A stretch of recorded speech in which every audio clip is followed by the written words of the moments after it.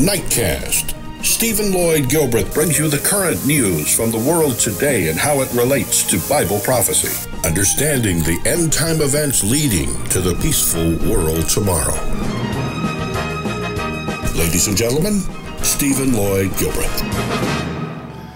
Well, good evening, friends. When we went off the air, and welcome to this March 10, 2015 edition. When we went off the air last night, March 9, we had been going through the known nuclear plants in Iran.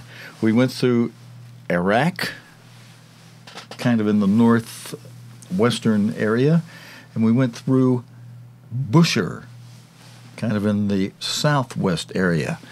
And next we're going to go through Gachin, which is just south in the southern part of Iran.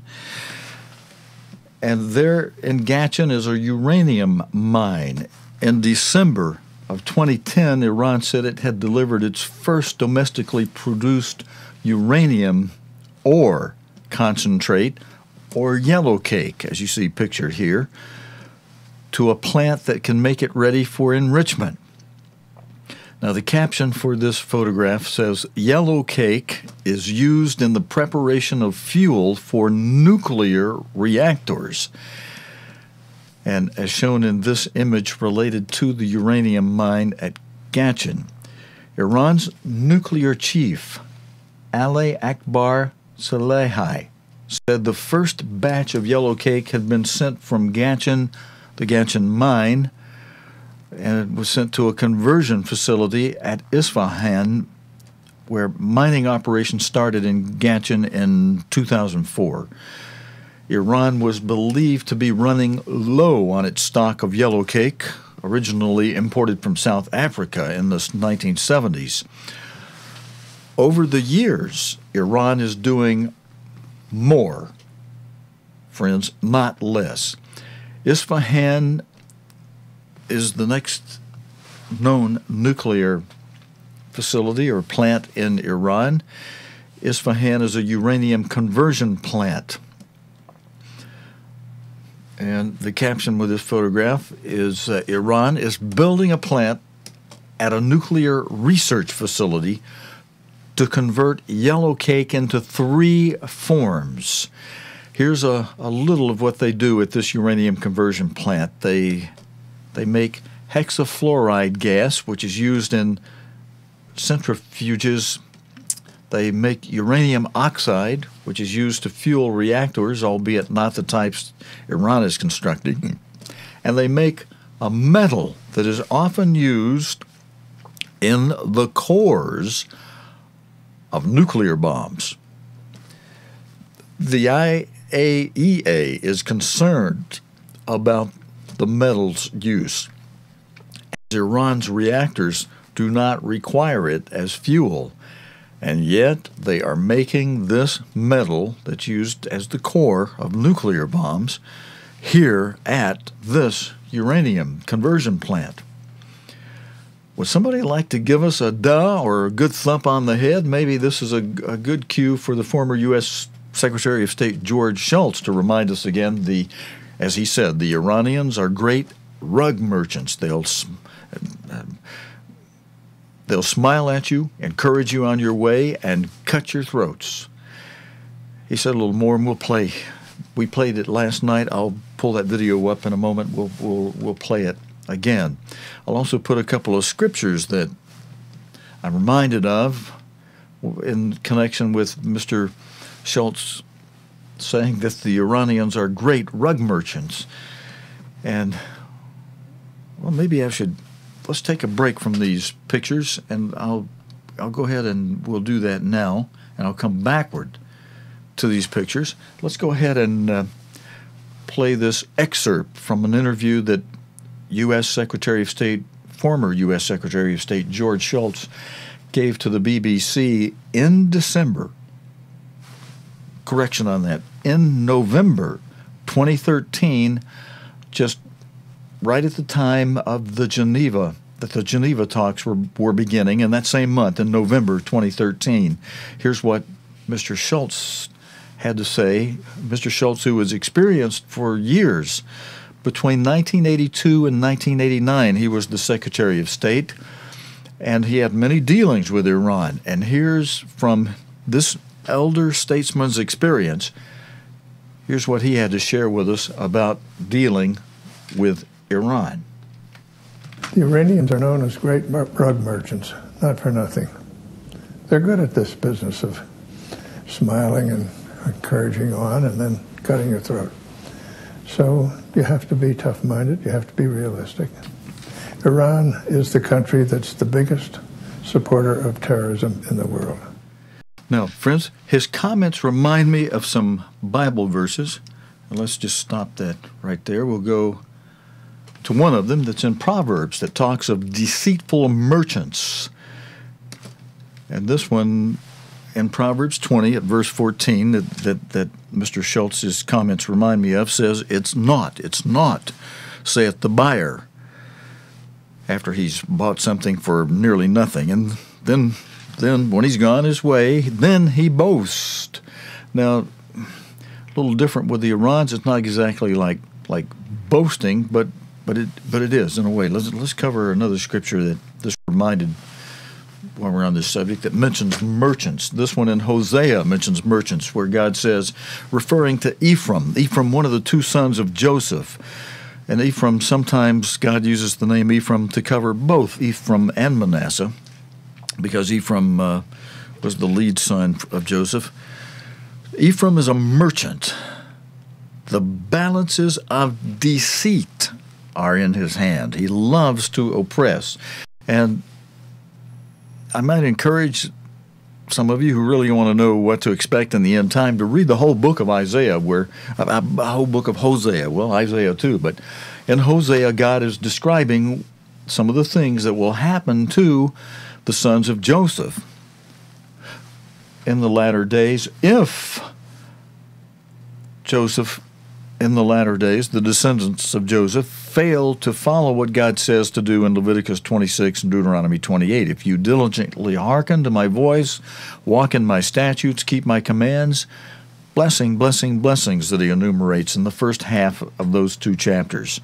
Then in the middle of each chapter, both Leviticus 26 and Deuteronomy 28, about midway through, God says, on the other hand, if you don't obey me, then just the opposite of the blessings I had just enumerated, and each one will be a curse to you. Instead of the lender, you'll be the borrower. Instead of the head, you'll be the tail.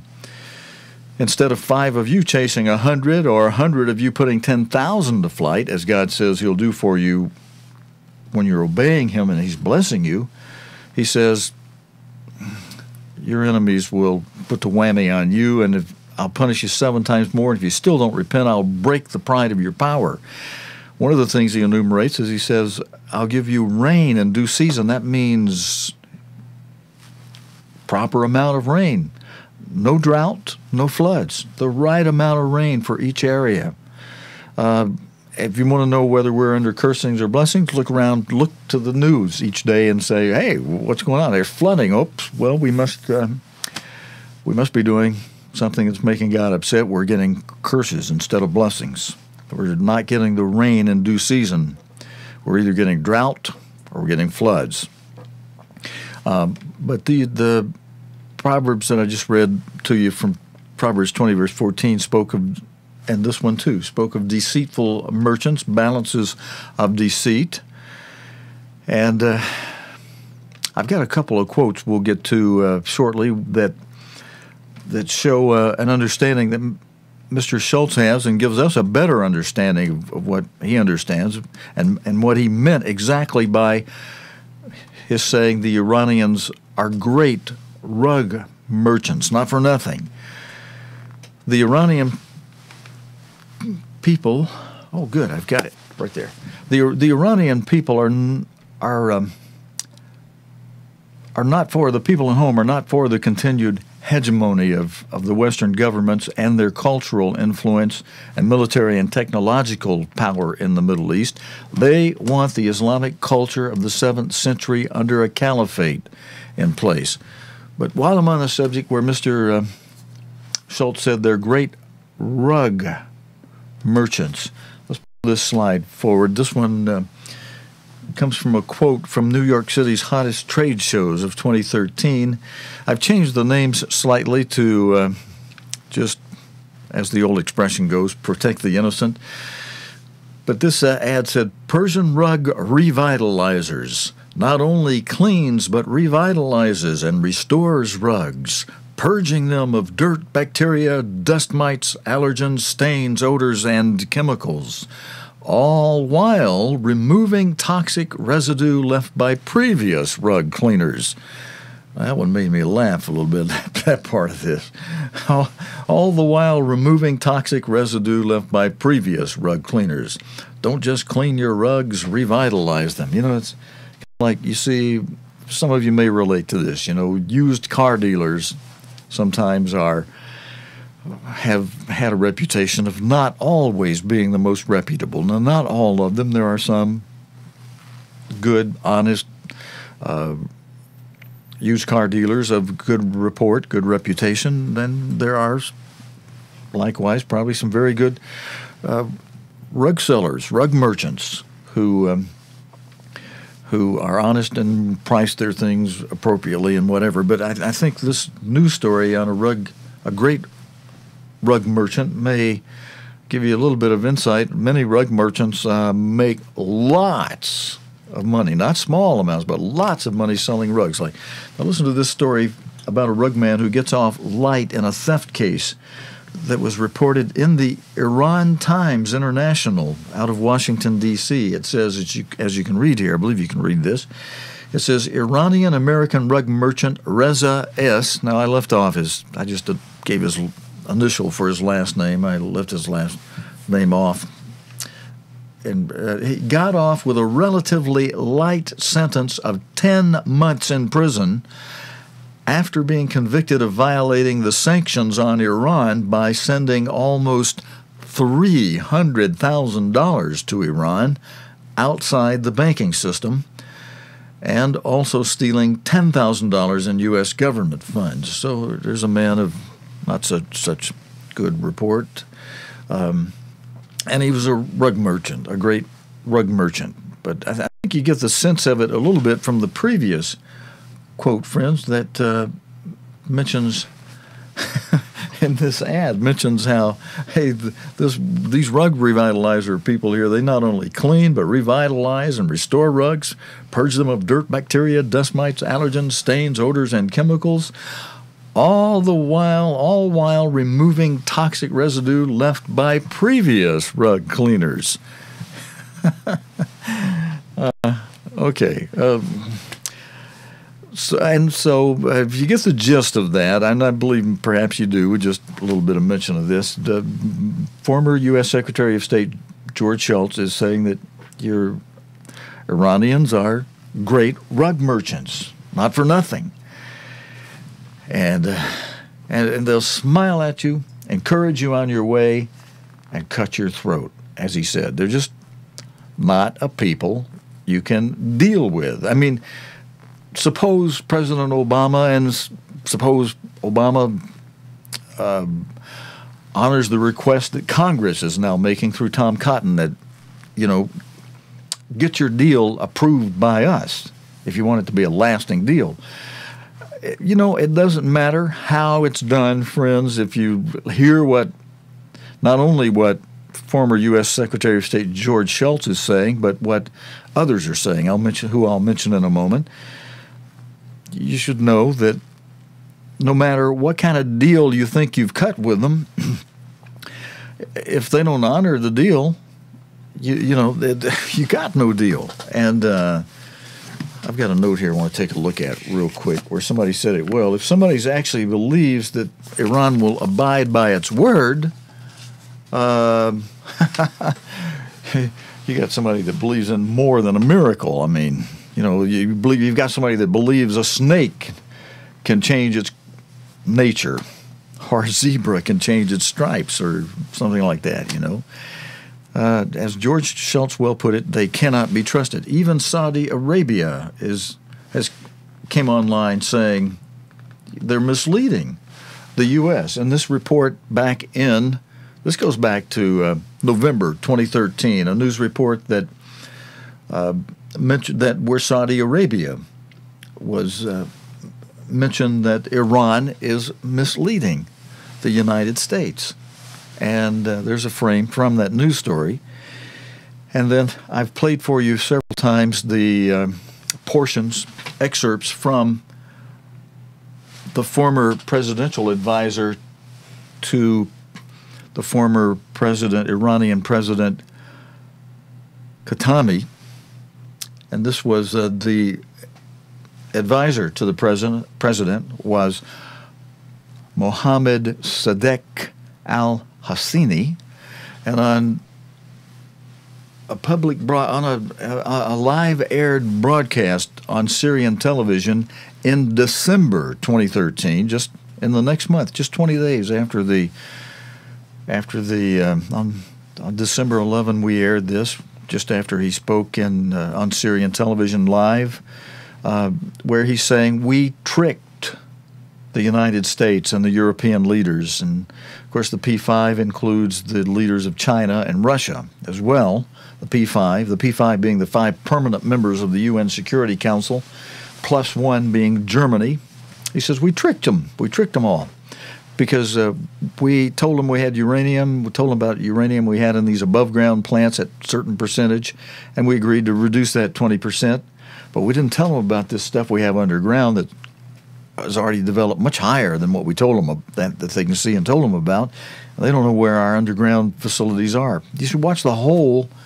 We got it on our archive in December 2013. You should watch the whole live Syrian television interview featuring the presidential advisor to the Iranian President Khatami. I'll bring that slide forward for you there.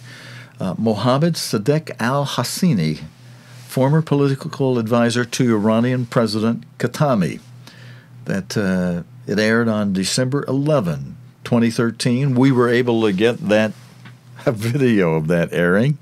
And even though Mr. al-Hassani speaks in the Arabian language, the Arabian language is easily translated into English, and we've got those English subtitles right at the bottom, so you can see exactly what he's saying and how he made fools of the United States and the other leaders of the P5 plus 1.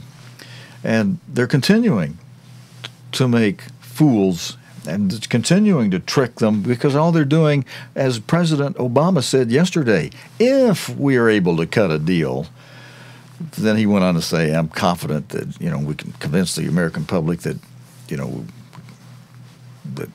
that we got a deal. Iran is saying no. Even if you think you've won, you haven't.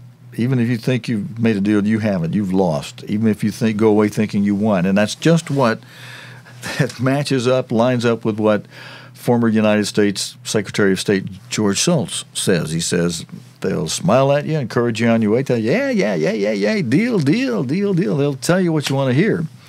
Just like that fellow that was caught in England. He told the people what they wanted to hear, and they let him run around free till he went off and chopped off a few heads. Iran, tell you what you want to hear. And then they'll keep secretly working on their stuff that they've been able to, they just say that openly on live television out of Syria, on Syrian television. And where's the NSA when Mr. Obama needs them? Or, has this been put in front of Mr. Obama? I mean, he's heard it. He just wants to ignore it. As one of our viewers said, he's wearing Mickey Mouse ears. He believes these people. Mr. Schultz certainly says you're not wise to do that. But now, and there's a song. You know what? I was mentioning a moment ago, the Iranian people, they don't want hegemony. They don't want the Western influence there. They don't want the way the West has culturally messed up things related to their Islamic background. They want to sing that that beautiful tune with a message behind it that should be scary to most Westerners if you knew all of the potential consequences of that tune. I'm speaking of the one that I've got some notes in I tell her to sing a bar or two of that song. Oh, yeah. I think maybe I'll just tell you the words. The one, that very, very extremely beautiful melodic tune, it goes,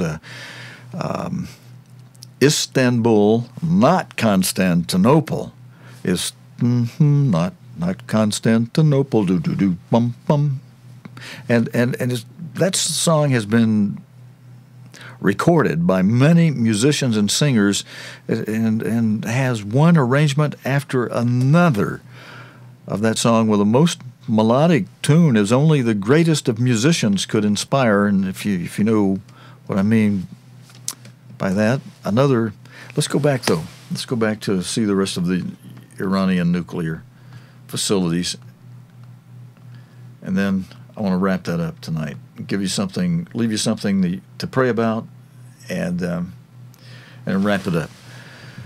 The nuclear plant at Natanz, which is an uranium enrichment plant.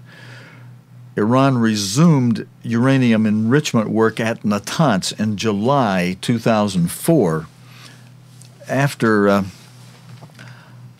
halt during negotiations with leading European powers over its program. It announced in September 2007 that it had installed 3,000 centrifuges, the machines that do the enrichment. In 2010, Iran told the IAEA that Natanz would be the venue for new enrichment facilities, construction of which would start around March 2011. This is the facility at the heart of Iran's dispute with the United Nations Security Council. The Council is concerned because the technology used for producing fuel for nuclear power can be used to enrich the uranium to a much higher level to produce a nuclear explosion. And then, last, and definitely not least, I should say, and then not last, and definitely not least, there is Parchin. One area of which at Parchin has been identified as a suspected nuclear weapons development facility. The overall complex is one of Iran's leading munitions centers for the research, development, and production of ammunition, rockets, and high explosives. A limited inspection carried out by the IAEA in 2005 found no proof of any nuclear weapons activity at Parchin, but according to information from an IAEA report in November 2011, it is believed that the site has also been used for testing high explosives that could be used in nuclear weapons. And then, finally in this story, friends, the last known above-ground facility in Iran is at QOM, Q-O-M, QOM Uranium Enrichment Plant. In January 2012, Iran said it had begun uranium enrichment at the heavily fortified site of Fordo near the holy city of what they call the holy city of QOM, Q-O-M. And the caption with this photograph, friends, reads, "It had revealed the existence of the facility about 30 kilometers, 20 miles north of the city. In September 2009, Iran initially informed the IAEA that it was constructing the plant to produce uranium enriched to 5%, commonly used in nuclear power production.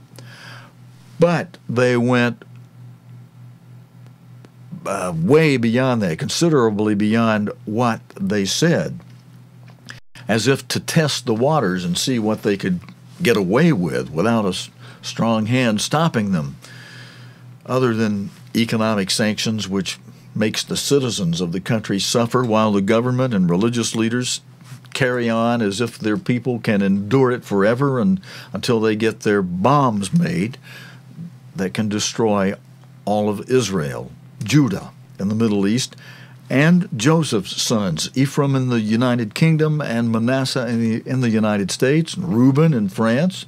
Don't think you're getting off the hook, nor the rest of the sons of the tribes of Israel in their various locations. Let's put this chart on the screen for a moment as I mentioned that. Places around the globe, and after initially telling the IAEA that Iran was only going to enrich uranium to 5%, look at what it was planning and then actually does next. In June 2011, Iran told the IAEA that it was planning to produce uranium enriched to 20% at Fordo and would subsequently stop 20% fuel production at Natanz. In January 2012, the IAEA confirmed Iran had started the production of uranium enriched up to 20%, and nobody did anything different to stop them.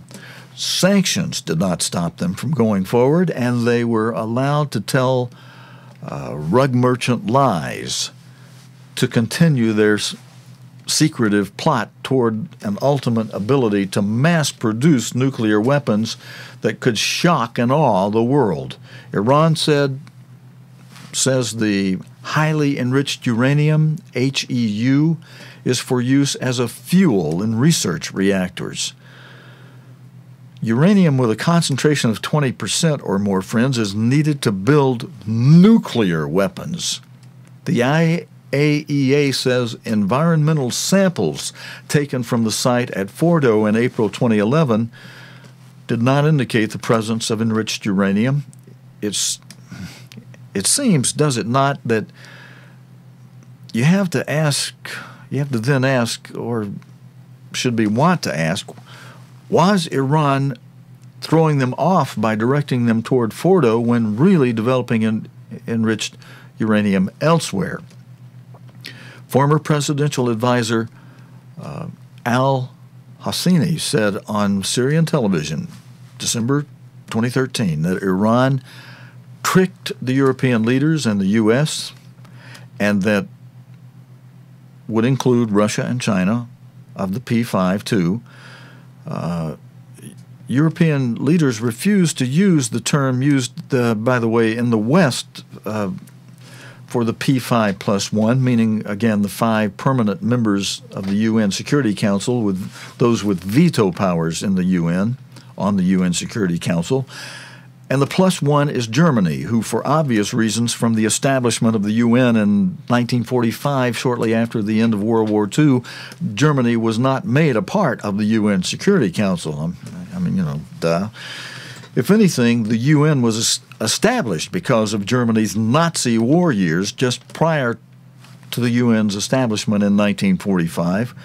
And Europe, now allowing Germany to move into a position of power again in Europe, prefers to call the P5+1 as the E3+3, meaning E3 meaning the 3 nations of Europe, Europe 3, the UK, France, and Germany, and the +3 being the other 3 nations outside of Europe, which includes the once supreme power of the United States and China and Russia. The U.S. is lumped together in the wording of E3+3. The United States is lumped together with Russia, who has begun to place itself strongly again as an enemy of the United States. The European wording of E3+3 instead of the P5+1 makes for some very strange bedfellows, so to speak, lumping China, Russia, and the U.S. together as the outside, as if those 3, the U.S., China, and Russia, are the outsiders of Europe's elite: France, Germany, and the UK. Of course, the strange Franco-German alliance may wind up giving the UK the UK of that 3+1 six-part little thing there. France and Germany, with UK as the E3. France and Germany may give a swift kick in the backside of the UK, and then after that, the position that Germany once Germany gets in the saddle, as pictured here. Let's come out here for a moment and go over to this screen. You see in this picture we have, well, not there. Let's come out a little bit. And then let's go into this one where you see a woman riding a beast. Oops, let's see. Went in on Napoleon by accident. Let's see. Come back out here. Here she is. Okay, let's zoom in on this one. You see on the back, on the left side of this picture, you see a woman in a saddle holding reins to this head of a beast that has 10 horns on it. That woman is the Bible's depiction of a church, and a great church that, as Revelation 12, verse 19 says, deceives the whole world under the influence of the god of this world. And this is known, this woman is known to be the Vatican and the Pope, who holds the coronation ceremonies for the emperors crowned as the head of the Holy Roman Empire. And there's one left to go. There's been 6. And in fact, at the bottom of this picture, just under the leg of the woman, you see there's Justinian, there's the 6. And let me see. Let me come back out. Let's come out of that again, and let's go into each one of them. From here, we can go up to the top left, and we'll see just a real quick run-through. There's Justinian.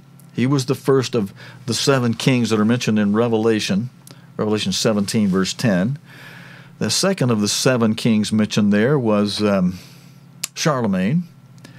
And then, where's my button to get to the third one here? The third one over will be, yeah, here he is, will be Charlemagne. And then the 4th king to be crowned as one of the kings of the 7 kings mentioned in Revelation 17, verse 10 of the Holy Roman Empire was Charles V. He was the 4th of those 7 kings. And then, I went to him a moment ago, here's Napoleon. He was the 5th king. He was in power for 9.5 years until the Battle of Waterloo. And then, once he lost that battle, the continuous run of the Holy Roman Empire for 1,260 years, it went into the abyss for a little over 100 years, from 1814 at the Battle of Waterloo until 1936, when Mussolini invaded Ethiopia and made the big proclamation that Mr. Herbert W. Armstrong saw, that he had revived the Holy Roman Empire. And as a consequence of that, he became the 6th of the 7 kings mentioned in Revelation 17:10. And those kings are mentioned as 5 are fallen and 1 is.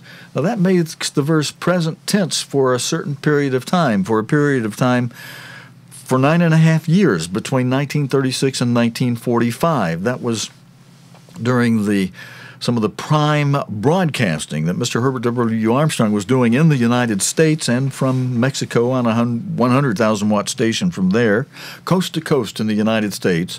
He was able to announce on his daily live broadcast that Mussolini had revived the Holy Roman Empire. He had made a concordant with the Vatican, and as he proclaimed, he became the 6th head and had revived this Holy Roman Empire.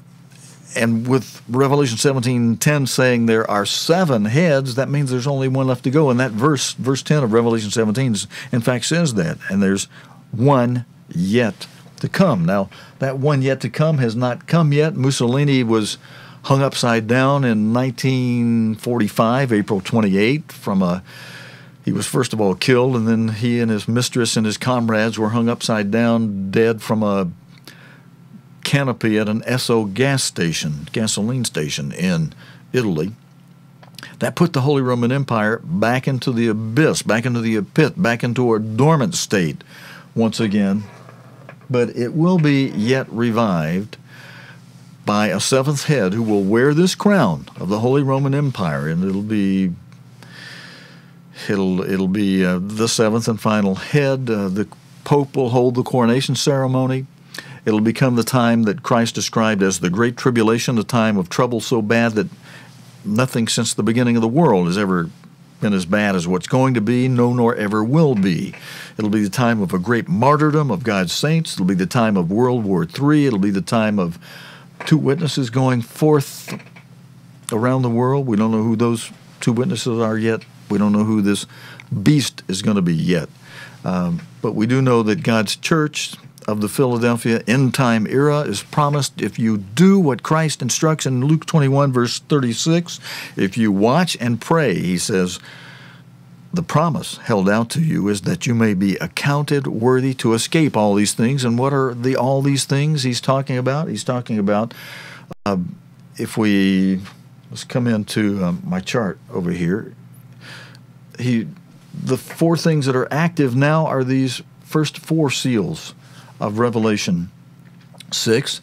And the fifth one is the next major event in prophecy to come, and that's the one Jesus Christ described in plain language as the Great Tribulation. And that's what Christ is saying in Luke 21, verse 36. He's saying, if you pray about these first four seals as you see them happening daily, really put your heart into your prayers, you may be accounted worthy to escape the calamity, the greatest trouble ever to come on the earth under the fifth seal. You can escape it. You can be in that one little place that God describes through Daniel in Daniel 11, verses 40, 41, 42, that triangulates to the east of the waterway from the Lake Tiberias in the northern part to the Dead Sea in the southern part, and the east of that, as described by God through Daniel 11, verses 40, 41, 42, is the land of Edom, the land of Moab, and the land of Ammon.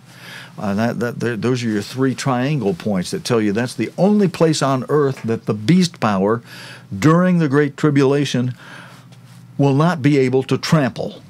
It'll be a place that God has preserved for refuge, where he takes his church during those last 3.5 years before Jesus Christ returns. Now, if all that's flying way over your head, wow. Well, keep watching. We'll describe more perhaps during this program, and we really go into more on the weekends for those who know what we do and where we are on the weekends. And if you want to know, write me and ask me, I'll tell you, but I'm not going to beat you over the head with that here on this program. Okay. Let me see what I've got next up on the screen to finish with here tonight, friends. I went through the scriptures that tell you what a great rug merchant really is. We showed you how the former political advisor to Iranian President Khatami got on Syrian television and says, Iran tricked the P5+1, the E3+3. And we've really got uranium already much more highly enriched at facilities underground where they don't know where these are. Yeah, that's the kind of people you're dealing with. They tell you one thing on one side of their mouth, oh, yeah, we'll make a deal with you. Yeah, just keep giving us more time to get this thing turned into a bomb, and then watch what we do. We got a bomb, you got a bomb, then try to deal with us. Yeah, then try to wrestle a deal down with us. And President Obama speaking just yesterday saying, if we cut a deal with them. Well, what? Hey, when did this thing start? It became in the news in November of 2013 when they had the thing in Geneva called the Geneva Talks. But, really, friends, it had been going on for a year before that with a lady that was born in Iran. I can't think of her name at the moment, but she had been trying to cut a deal for a year before things got publicized, and they had this big talk in Geneva in November 2013 when they, publicized all this. And 6 months later, a deal was supposed to be cut, but what happened 6 months later? Well, they had to delay it some more months. And then when that deadline came, what did they have to do? Oh, I had to delay it some more, no deal. And then delay it some more, and here we are now, and what's happening? Oh, we're delaying it some more. And so Republicans get a little bit confusing in the act, sending a letter trying to say the deal's got to be approved by Congress. Well, it doesn't matter whether a deal gets approved by Congress or made by the president or not. As the former United States Secretary of State George Schultz has revealed, as Saudi Arabia says, you can't trust Iran. George Schultz said they'll smile at you. They'll, yeah, deal, but they'll cut your throat. The former advisor to the former President Khatami of Iran says on live television in December, just 20 days after the Geneva talk things here, he's saying, we tricked them. Hey, they think we're making a deal. We showed them this uranium. We've got it this low percent. We'll reduce that 20%. Yeah. We ain't about to reduce this stuff we got already at a much higher percent underground. And once we have a bomb, try to deal with us. Try to cut a deal with us when we got bombs like you got. Yeah. And all they're doing, they've been buying time. And, if people would take off their Mickey Mouse ears, like one of my viewers said, and listen to elder statesmen like former United States Secretary of State George Schultz, there might be a little bit of wisdom for us that we'd be wise to be heeding. Friends, I'm going to wrap it up for this Tuesday night. I just want to encourage you in this way. I'm going to put some scriptures up on the screen that encourages what we should do with the daily news that we watch. We should be praying about what we see in the news. Christ said in Luke 21, verse 36, watch you therefore and pray always. And if you do that, and the things he was talking about watching in the previous part of this verse, of course we got to watch our conduct and get sin out of our lives. But in Luke 21, he was talking about the first 4 seals of Revelation. And he's saying, watch those, because, and he even went on to say in the parallel chapter in Matthew 24, and in Luke 21 also, he gave the example of a fig tree and all the trees. He said in one place in these chapters, he said, watch them. When the branches become tender and the little leaves start to spring forth, you know that summer is nigh. Hey, you're in the spring, summer, and these trees are springing forth, and summer is nigh. And he said, likewise, this was a parable he was giving us. He was saying, likewise, when you see all these things of the 4 seals, as you see them begin to accelerate more and more, it's just like seeing the tree sprout the leaves. Summer's nigh. When you see the 4 seals active and very active and galloping, and as they've begun to do for months now, know that summer is nigh, and he compared that to the kingdom of God being nigh. And, of course, there's a series of events, and that includes the 5th seal, the Great Tribulation, happening. That's a 2.5-year period. There's a sealing of 144,000, and there's a 1-year period of the day of the Lord. I've got a chart that depicts that whole thing. Put that on the screen here. There's the first 6 seals, and then the sealing of 144,000, and then on the right side of this chart, the 7th seal, the day of the Lord. Now that part of the chart is wider than the first 6 seals altogether. That 1/7 seal by itself, much wider, because that 7th seal is comprised of 7 trumpets, and then the last trumpet is comprised of 7 last plagues. So there's your famous 777. People love to play that number in Las Vegas. If you only knew what you were playing with, though. That's 7th seal is 7 trumpets and 7 last plagues. And all of that happens, and Christ returns on that last trump.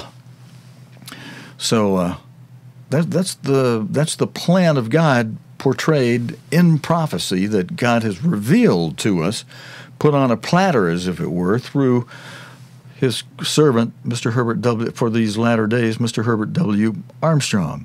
And something we should be very thankful that we can understand what's about to happen. It'll be the Great Tribulation, that 5th seal coming. That'll be, as Christ put it, the time of the greatest trouble on earth since the beginning of the world.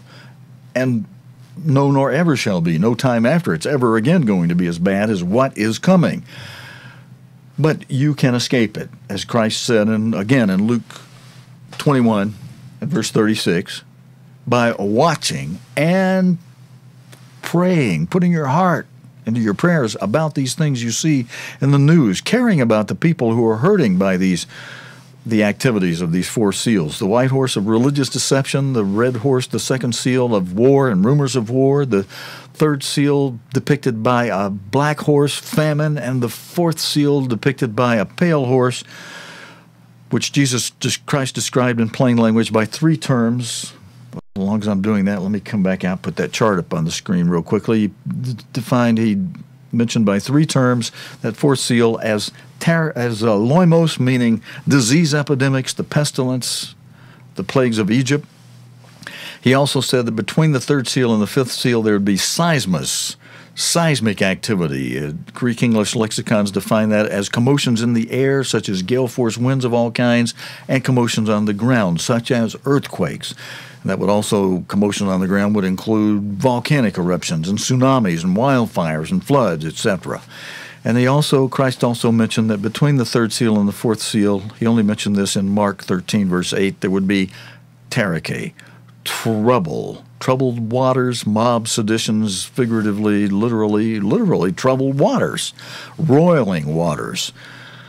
But not the trouble, not the mega trouble of the great tribulation of the fifth seal, but trouble nonetheless, and trouble that leads up to the fifth seal, the great tribulation that we're seeing in the news that should help people understand that summer is in fact nigh. The kingdom of God is indeed nigh. Be praying about these things that you're watching, friends, and as Christ said, with the promise that you may be accounted worthy to escape all these things that shall come to pass, including that great tribulation and the day of the Lord and the 7 last plagues and all of that, and be able to stand before the Son of Man. And then just another couple of scriptures I'll stand. Well, the verse 37 of Luke 12 said, Blessed are those servants whom the Lord, when he comes, shall find watching.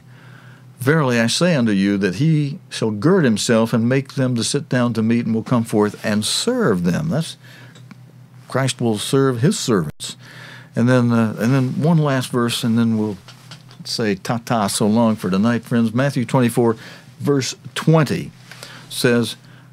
reminds us about praying that our flight, escaping all these things, be not in the winter, nor on the Sabbath day. Just a little reminder to put some detail in your prayer. As you pray about and watch these things, go ahead and put it in there. God, I thank you for offering us an opportunity to escape the great tribulation coming. And as Christ told us to do, he told us, Matthew 24, verse 20, I'm put it full screen on again. He told us, he instructed us, but pray. Yes, in your prayer mention and ask for this, that your escape, your flight, be not in the winter, neither on the Sabbath day.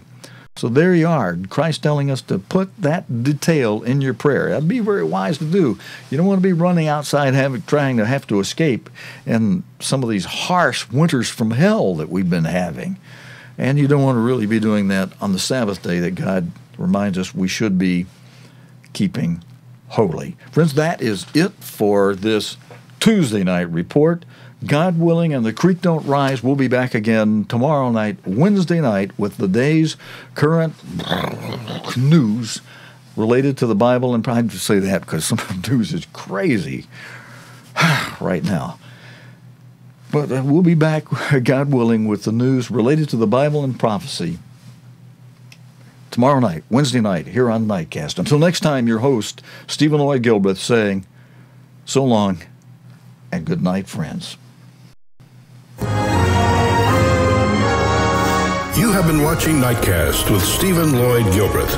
Nightcast can be seen Sunday through Thursday nights here on COGTV.org. Tonight's program is also available anytime on demand in the COGTV.org video archive.